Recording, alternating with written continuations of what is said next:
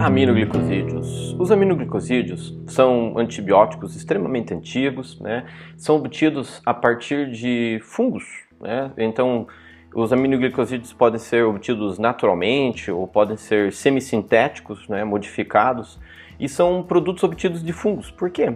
Porque os fungos, durante a seleção natural, eles, conseguiram sobreviver em relação às bactérias, evitar competição, graças à produção de substâncias que matassem as bactérias. Graças a essas substâncias que são capazes de matar as bactérias, foi identificado lá pelo Fleming, pelo fungo Penicillium, ele descobriu a penicilina, que tinha atividade contra as bactérias, e obviamente que foram feitas buscas por outros fungos, outras moléculas, e aí foram descobertos os aminoglicosídeos, que foram obtidos através de actinomicetos, que são encontrados aí principalmente no solo.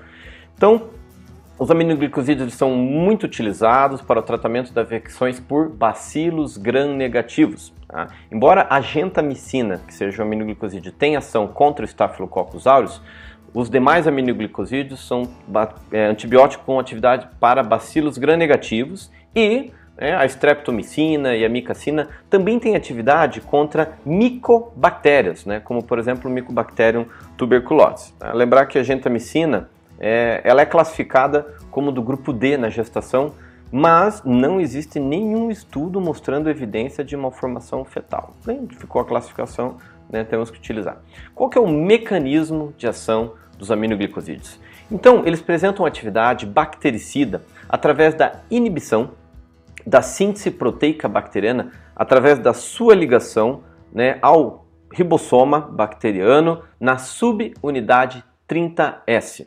Então, os aminoglicosídeos se ligam na subunidade 30S e após a ligação, a bactéria não consegue mais produzir proteínas, não consegue fazer a parede celular, porque a parede celular é composta por peptídeo glicano, não consegue fazer o peptídeo, não consegue fazer enzimas, então toda essa alteração da estrutura, da função bacteriana faz com que os aminoglicosídeos tenham essa atividade. Então, lembrar então do mecanismo de ação.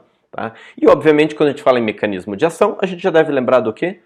Mecanismo de resistência. Então os aminoglicosídeos podem perder a sua atividade quando a bactéria desenvolve uma bomba de fluxo. O que é uma bomba de fluxo? Uma proteína transmembrana que joga o antibiótico que entrou na célula para o lado de fora. Como o antibiótico precisa entrar na célula bacteriana para ir até o ribossoma, se eu tenho uma bomba de fluxo que joga o antibiótico para fora, ele perde a sua função.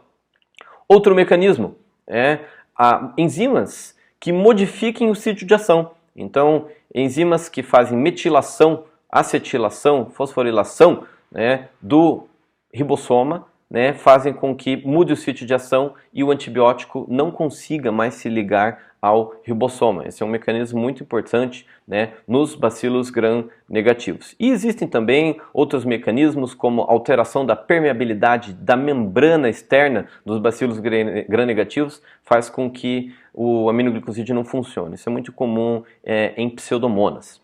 Lembrar que para cocos gram-positivos, os aminoglicosídeos não conseguem passar pela parede celular, eles até conseguem, mas teria que ter uma concentração muito alta. E se eu aumentar muito a concentração dos aminoglicosídeos, maior a toxicidade, principalmente a nefrotoxicidade e a ototoxicidade. Então são os dois principais efeitos colaterais dos aminoglicosídeos.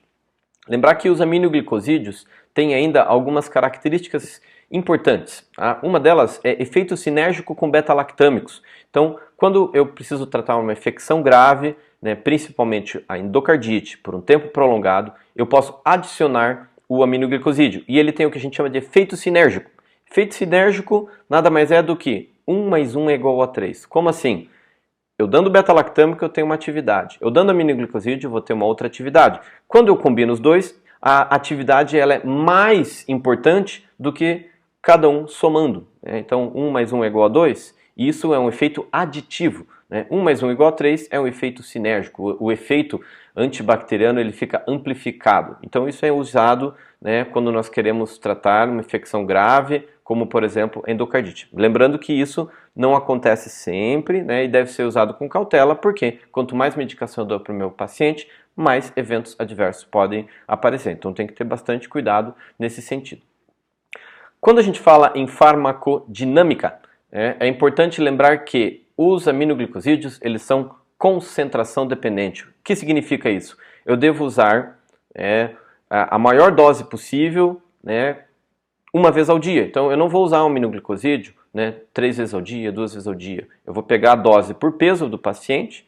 Então, por exemplo, amicacina, se eu vou usar dose de 1 grama para o meu paciente, eu vou utilizar 1 grama uma vez ao dia, não 512 em 12, porque ele vai ter maior atividade e menos nefrotoxicidade. Vejam só no nosso gráfico, se eu tiver lá uma concentração inibitória mínima, por exemplo, eu preciso de 1 mg por litro do antibiótico para inibir a atividade bacteriana.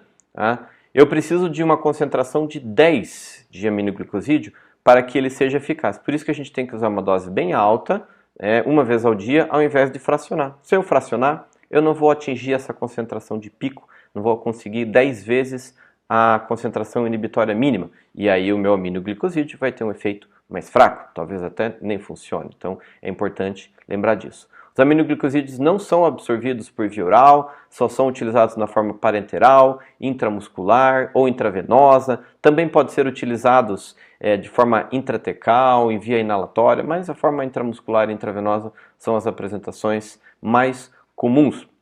Aqui estão os principais aminoglicosídeos em relação à dose, como devem ser utilizados. Tá? E se a gente pudesse então resumir sobre aminoglicosídeos, antibióticos que são ativos contra bacilos gram-negativos, são antibióticos que têm uma atividade de concentração dependente, só utilizados na forma parenteral para tratamento das infecções e são antibióticos que são nefrotóxicos e ototóxicos.